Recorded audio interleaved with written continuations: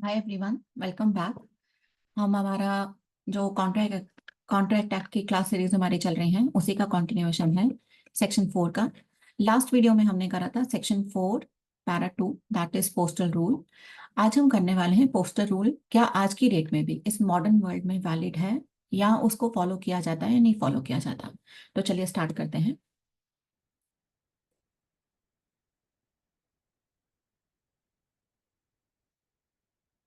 जैसा कि मैंने पहले भी बताया, आपको पिछले वीडियो में भी क्लियर करा है कि पोस्टर रूल जो है वो ये कहता है सेक्शन 4 पैरा 2 का कि आपकी एक्सेप्टेंस तब इफेक्टिव होती है, तब वैलिड मानी जाती है जैसे ही आप लेटर ऑफ एक्सेप्टेंस को पोस्ट कर देते हैं। ठीक है।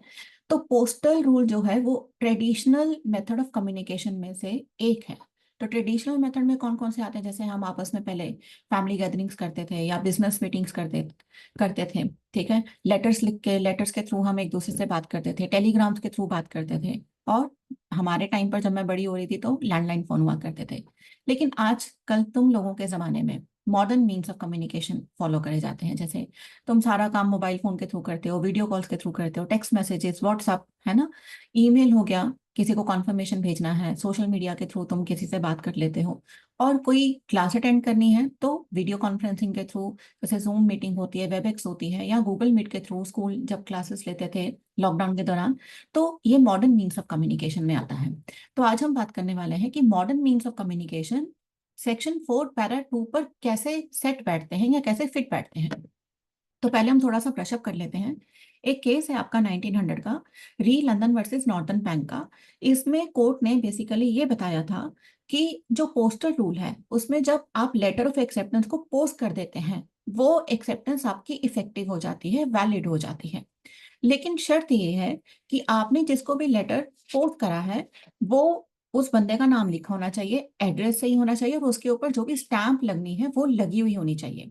अगर वो नहीं है, आपने सही बंदे को, मतलब जिस बंदे को आपने भेजना है उस बंदे का नाम ही नहीं लिखा, तो पोस्टर रूल की एप्लीकेबिलिटी वहां पर नहीं होगी, क्योंकि आपने जो पोस्टर रूल के एसेंशियल्स हैं जो इसी केस में बताए गए हैं 1818 में, वो क्या है, वो ये कहते हैं कि, सॉरी जल्दी भाग गए मैं आगे, वो ये कहते हैं कि पोस्टर रूल के तीन असेंशियल इंग्रेडिएंट्स हैं या तीन असेंशियल एलिमेंट्स हैं। पहला है कि जो आपने एक्सेप्टेंस भेजी है वो पोस्ट के थ्रू भेजी है। दूसरा ये है कि जो एक्सेप्टेंस आप भेज रहे हैं उसके एनवेलप पर एड्रेस लिखा होना चाहिए और उसके ऊपर स्टैम्प लगी होनी चाहिए। और तीसरा ये है कि जो भी आप एक्सेप्टेंस भेज रहे हैं वो एक टाइमली मैनर में, मतलब एक टाइम पीरियड के दौरान ही भेजनी है आपने, दैट इज रीजनेबल टाइम। अगर ये तीनों एलिमेंट प्रेजेंट हैं तो आपका जो कम्युनिकेशन है वो सेक्शन 4 पैरा 2 के अंदर आएगा और पोस्टर रूल वैलिड हो जाएगा। अगर आप इनमें से किसी एक पर भी क्वालिफाई नहीं करते हैं या एक भी एलिमेंट मिस हो जाता है तो सेक्शन 4 पैरा 2 की एप्लीकेबिलिटी नहीं होती है, मतलब वो पोस्टर रूल वैलिडिटी का स्टेटस कॉन्ट्रैक्ट में क्रिएट नहीं करता है। आज की डेट में जैसे मैंने बोला, आजकल सारा काम वेबएक्स के थ्रू होता है, जूम मीटिंग्स होती हैं, है ना, तुम्हारी क्लासेस भी गूगल मीट के थ्रू ही होंगी जब लॉकडाउन लगा हुआ था। तो पोस्टर रूल के ऑल्टरनेटिव्स कब से आए हैं। तो मैं ये कहना चाहती हूँ कि देखो, लॉ ये कहता है, जुरिस्प्रूडेंस ये कहता है, लीगल फिलोसफी ये कहती है कि सोसाइटीज आर डायनामिक, है ना, और सोसाइटी के साथ लॉ भी चेंज होना चाहिए। तो सोशोलॉजिकल स्कूल के कॉन्सेप्ट पर पोस्टर रूल भी इवॉल्व हुआ है। और पोस्टर रूल कैसे इवॉल्व हुआ है, इसके ऑल्टरनेटिव्स इंट्रोड्यूस करके। ठीक है। तो ग्लोबली 1955 में एक ऐसा केस आया था कोर्ट के सामने जिसका नाम है एंटोर्स वर्सेस माइल्स फार ईस्ट कॉर्पोरेशन।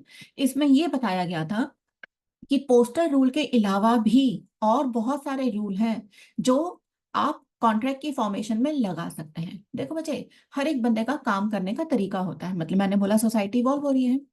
तो मैं तुम मेरे दादा दादी जब छोटे थे वो लेटर्स के थ्रू काम करते थे, है ना, तो उनके ऊपर पोस्टर रूल अप्लाई होता था। फिर मैं आ गई। अब जब मैं आ गई तो हमारे टाइम पर कंप्यूटराइज टेलेक्स मशीन होती थी, है ना, प्लग इन करा, टाइप करा और इमीडिएटली भेज दिया, फैक्स मशीन होती थी। तो रूल चेंज हो गया। अब तुम लोग आ गए हो तो सारा काम मोबाइल ऐप, मोबाइल के थ्रू हो जाता है, तो पोस्टर रूल तब भी चेंज हो जाएगा। तो जब मेरी जनरेशन में पोस्टर रूल चेंज होता है हम उसे बोलते हैं रिसीप्ट रूल। ठीक है। तो ये देखो, मैं तुम्हें यहाँ पर रिसीप्ट रूल समझाने जा रही हूँ। रिसीप्ट रूल क्या कहता है, ये जो साइट मैंने यहाँ इमेज आपको दे रखी है ये है टेलेक्स की। मैंने जब जॉब करनी शुरू करी थी, हम इस तरह की टेलेक्स पर, इस तरह के फ्रेमवर्क पर काम किया करते थे। तो 1955 का केस है, इसे टेलेक्स रूल केस भी कहा जाता है। इस केस के फैक्ट्स क्या हैं? इस केस के फैक्ट्स ये हैं कि जैसे मान लो तुमने मेरे से कोई बात करी, तुमने मुझे ऑफर भेजा कि मैम हम आपसे 100 टन ऑफ या 100 kg ऑफ चावल चाहते हैं, क्या आप हमें सप्लाई करेंगे इस पर्टिकुलर रेट पर? मैंने बोला ठीक है, कर दूंगी।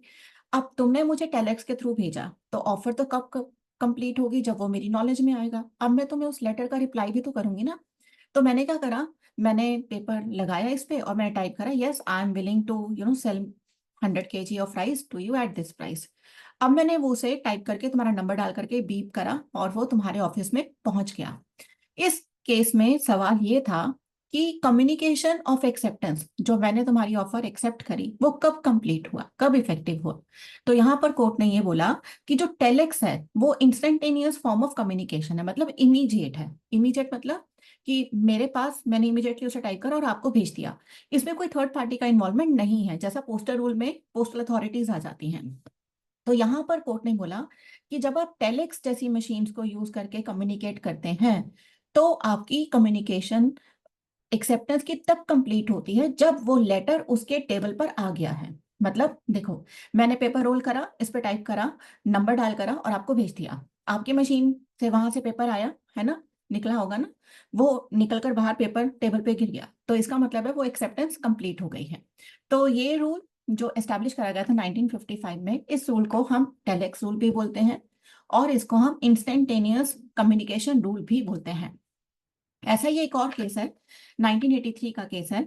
अब इस केस में ये टेलेक्स का ही केस है, पर इस केस में ये कोर्ट के सामने इशू था कि भाई ठीक है, टेलेक्स के थ्रू होता है, रिसीव हो जाता है, सब कुछ ठीक है, हम मानते हैं, लेकिन जुरिस्डिक्शन किस कोर्ट की आएगी अगर कल को प्रॉब्लम होगी तो यहां पर कोर्ट ने इसी इशू को एड्रेस करा है और कहा है कि जहां पर एक्सेप्टेंस रिसीव करी जाती है, ठीक है, वहां पर रूल अप्लाई होता है, मतलब जुरिस्डिक्शन उस कोर्ट की आती है। तो देखो इस केस के फैक्ट्स क्या हैं।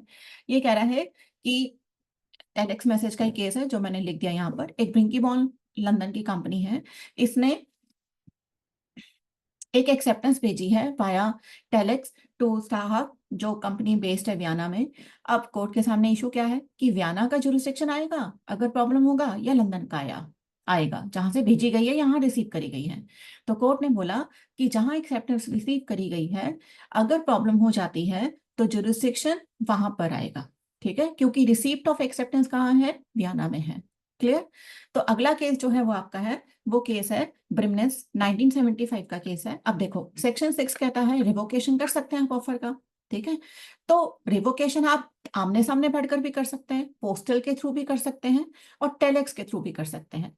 तो ये केस है कि अगर आप टेलेक्स को यूज करके अपनी ऑफर को विड्रॉ करते हैं, तो कब वो विड्रॉल वैलिड माना जाएगा?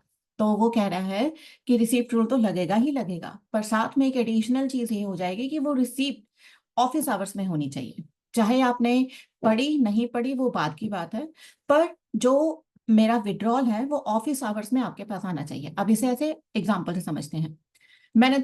तुमने मुझे बोला कि मुझे 100 kg राइस चाहिए इस पर्टिकुलर प्राइस पर, ठीक है। अब तुमने लेटर भेजा, इतने में तुम्हें किसी का फोन आ गया कि हम आपको एक बेटर प्राइस पर दे देंगे। अब आप कहेंगे ओहो, हमने तो वहां पर भी लेटर भेजा हुआ है, ऐसा ना वो बंदा कुछ बोल दे, हमें वापस भेज दे कुछ। तो तुमने क्या करा, इमीडिएटली एक लेटर टाइप करा और मुझे फिर टेलेक्स कर दिया। अब आपको ये देखना है, मेरे पास आ गई दोनों चीजें, ये तुमने कह दिया कि रिसीव हो गया है, हमारा टेंशन खत्म विड्रॉल का।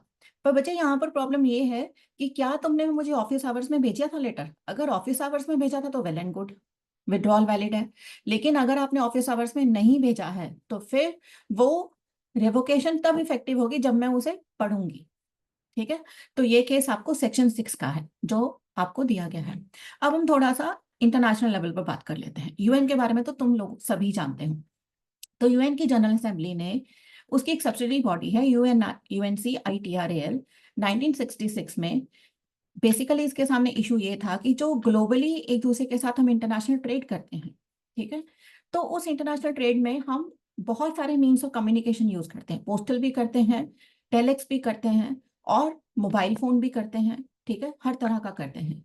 तो जो बाद में प्रॉब्लम आ जाती है, जैसे केसेस तुमने अभी देखे कि भाई जुरिस्डिक्शन कहाँ की आएगी, रिसीप्ट रूल लगेगा नहीं लगेगा, तो बेसिकली ये ऑर्गेनाइजेशन एक फ्रेमवर्क तैयार करती है इंटरनेशनल ट्रेड को सिंप्लीफाई करने के लिए। तो इसी ऑर्गेनाइजेशन ने 1980s में दो मॉडल लॉज बनाए थे। पहला मॉडल लॉ बनाया था इन्होंने इलेक्ट्रॉनिक कॉमर्स पर 1999 में, और दूसरा मॉडल लॉ इन्होंने इलेक्ट्रॉनिक सिग्नेचर्स पर बनाया था 2002 में। ठीक है, और ये दोनों मॉडल लॉज इलेक्ट्रॉनिक कॉमर्स के पिलर्स माने जाते हैं ग्लोबली। ठीक है, अब कुछ दिन उन्होंने ट्रायल करके देखा कि हाँ देखते हैं काम चल रहा है नहीं चल रहा है, ये कहलाते हैं सॉफ्ट रूल्स। ठीक है, कि जब आप इनिशियली कुछ मॉडल लॉ लेकर आ रहे हैं ट्रायल बेसिस पर, उसको हम बोलते हैं सॉफ्ट रूल। जब ये एक सक्सेसफुल हो गया ट्रायल हमारा, तो फिर ऑर्गेनाइजेशन ने सोचा कि भाई अब हमारे पास एक हार्ड कॉपी होनी चाहिए जो कि इस चीज की इन्फोर्सेबिलिटी क्रिएट करे। तो उन्होंने एक ट्रीटी बनाई ई कॉमर्स लॉ पर। ठीक है, जैसे हम इलेक्ट्रॉनिक कॉमर्स कन्वेंशन कहकर बुलाते हैं, और उस पर बहुत सारी मतलब जितने भी इनके 95 कंट्रीज मेंबर हैं उन सब ने इस पे साइन करे और रेटिफाई करा। और इसी मॉडल को फॉलो करते हुए इंडिया ने भी 2000 में इंफॉर्मेशन टेक्नोलॉजी एक्ट पास कर दिया। ठीक है, तो देखो यहाँ पर ऊपर मैंने तुम्हें पहले ट्रेडिशनल इंडियन कॉन्ट्रैक्ट एक्ट और पोस्टर रूल का पैराग्राफ दिया है कि जनरली हम लोग ट्रेडिशनली वही फॉलो करते थे, लेकिन जैसे ही ग्लोबल एक्सपेंशन हुआ, इंटरनेशनल ट्रेड एक्सपैंड होना शुरू हुआ, तो फिर यहाँ पर भी जरूरत महसूस करी गई कि जो हमारी इंटरनेशनल डीलिंग्स होंगी, मल्टीनेशनल आ रही हैं, तो उनके साथ हम कैसे काम करेंगे। तो इसी चीज को देखते हुए इंफॉर्मेशन टेक्नोलॉजी एक्ट 2000 में पास करा गया और ई कॉन्ट्रैक्ट्स को वैलिडिटी का स्टेटस दिया गया। तो देखो, UN commission on international trade law की जो कन्वेंशन है, उसके बेसिस पर इंफॉर्मेशन टेक्नोलॉजी एक्ट का ये आपको मैंने प्रियम्बल दिया है। ये देखो क्या कह रहा है, it says an act to provide legal recognition for transactions carried out by means of electronic data interchange and other means of electronic communication, commonly referred to as electronic commerce, which involve the use of alternatives to paper-based methods of communication and storage of information to facilitate electronic filing of documents with the government agencies, and further to amend IPC, Indian Evidence Act, and Bank Book Evidence Act, and Reserve Bank of India Act, and for matters connected therewith or incidental thereto. Since India ने UN की उस पे sign करा है treaty पर, जिन्होंने आगे वो भी दिया है, whereas the General Assembly of the UN by resolution this dated this has adopted the model law on electronic commerce, जो मैंने तुम्हें पिछली स्लाइड में कराई, adopted by the UN Commission on International Trade Law। इसी चीज को ध्यान में रखते हुए हम इस चीज को इंटरनेशनल स्टैंडर्ड्स पर ले जाकर एक हमारे यहाँ पे डोमेस्टिक लॉ पास कर रहे हैं। ठीक है, अब हम एक और बात करते हैं, थॉमस वर्सेस बीपीई सॉलिसिटर्स की 2010 का केस है। ये वैसा ही केस है जो मैंने आपको बोला कि जब हम रिवोकेशन करते हैं ऑफर का, तो हम कहते हैं कि वो रिसीप्ट रूल पर तो आता ही आता है, उसमें एक एडिशनल फीचर ये होता है कि क्या वो विड्रॉल बिजनेस आवर्स में किया गया है या नहीं करा गया है। तो इसके फैक्ट्स ये हैं कि एक ईमेल भेजी गई थी एक्सेप्टेंस की, इसे ऐसे समझ लो, तुमने मुझे फोन करके बोला कि मैम हमारी यहाँ पर एक द्वारका कोर्ट में डेट है, आप आओगी क्या। मैंने कहा ठीक है मैं बता देती हूँ। अब एक टाइम पीरियड है ना, तुम्हारी कल की डेट है, सुबह आईफोन नंबर 8 लगा हुआ है, 10:30-11 बजे तक आ जाएगा, तो मुझे तुम्हें ये थोड़ा मैं 10:30 बजे जाके बोलूंगी चलो मैं अपेयर हो रही हूँ, ऐसा नहीं होता ना। तो मैंने तुम्हें बोला ठीक है मैं तुम्हें बता दूंगी। अब तुम कितनी देर वेट करोगे, 8 बजे तक, 6 बजे तक, इससे ज्यादा तो नहीं ना वेट करोगे, तुम कोई दूसरा लॉयर भी रखोगे। तो मैंने तुम्हें मेल भेजा कि हाँ ठीक है मैं कल आ जाऊंगी, और मैं तुम्हें भेज रही हूँ रात को 10 बजे। अब तुम क्या करोगे, अब तुमने नहीं, तुम सोच आ गई, तुमने पढ़ा ही नहीं, तुमने सोचा शायद मैडम इंटरेस्टेड नहीं है, तुमने दूसरा वकील रख लिया। मैं भी वहां आ गई, मैंने बोला भाई लाओ मुझे पैसे दो, कन्वेंस तो दो जो मैं लेकर आई हूँ। तुमने बोला किस चीज का। मैंने कहा क्योंकि मैं आई हूँ। तो तुमने मुझे बोला कि मैडम आपने जो भी मेरे को इंटीमेशन दिया था, ठीक है रिसीप्ट रूल अप्लाई होता है, पर आपने क्या बिजनेस आवर्स में दिया था। ये थोड़ा ना कि मैं सारी रात जाकर यही सोचता रहूंगा कि मैडम आएंगी नहीं आएंगी, मैं पूछूं कंफर्म करूं, नहीं ऐसा नहीं है। तो थॉमस वर्सेस बीपी सॉलिसिटर्स का केस यही कहता है कि अगर आपने विड्रॉल या communication of acceptance business hours में भेजा है तो रिसिप्ट रूल की एप्लीकेबिलिटी होगी, वरना नहीं होगी। ठीक है, तो सम अप कर लेते हैं। There are two methods, Indian contract act कहता है there are two methods. First is postal rule, जो ट्रेडिशनल मेथड है, जो 1872 में फॉलो किया जाता था। ठीक है, आज भी अप्लाई होता है। जैसे हम नोटिस भेजते हैं, लीगल नोटिस भेजते हैं, वहां पर पोस्टल रूल की एप्लीकेबिलिटी होती है। इसको हम डिस्पैच रूल भी बोलते हैं, ठीक है। और ये एक्सेप्टर की तरफ से होती है। देखो, तुमने ऑफर करी, अगला बंदा उसका रिप्लाई करेगा, आकर वो जैसे ही पोस्ट मेल बॉक्स में डालेगा या पोस्ट बॉक्स में डालेगा, ठीक है, वो क्या है, एक्सेप्टर की तरफ से डिस्पैच हो गया है, कम्युनिकेशन कंप्लीट हो गया है। लेकिन रिसीप्ट रूल मॉडर्न कम्युनिकेशन का एक रूल है, आज की डेट में बहुत ज्यादा अप्लाई होता है। जैसे व्हाट्सएप पे 2 टिक आ जाते हैं, आ गया, रिसीप्ट है। अब ब्लू टिक आएगा तो रेड भी है, तो कॉन्ट्रैक्ट की वैलिडिटी है। पर कभी कभी ऐसा होता है कि लोग अपना ब्लू टिक ऑफ करके रखते हैं, तो रिसीप्ट रूल पर एक प्रिजम्पशन क्रिएट कर ली जाती है कि भाई अब तो पढ़ ही लिया होगा। ऐसा आज की डेट में कौन सा बंदा है जो अपने व्हाट्सएप के मैसेजेस नहीं पढ़ता। तो रिसीप्ट रूल ये कहता है कि आज की डेट में जो मॉडर्न कम्युनिकेशन है, ठीक है, उसमें जब वो मैसेज आपके पास आ जाता है, आपकी एक्सेप्टेंस इफेक्टिव मानी जाती है, और जैसे ही वो आपके मैसेज में आ जाता है। क्लियर? तो अगली क्लास कंटिन्यू करेंगे सेशन 5 और 6 के साथ। तब तक के लिए थैंक यू, बाय बाय। और सब्सक्राइब कर लो, लाइक कर दो और शेयर भी कर दो। Thank you so much.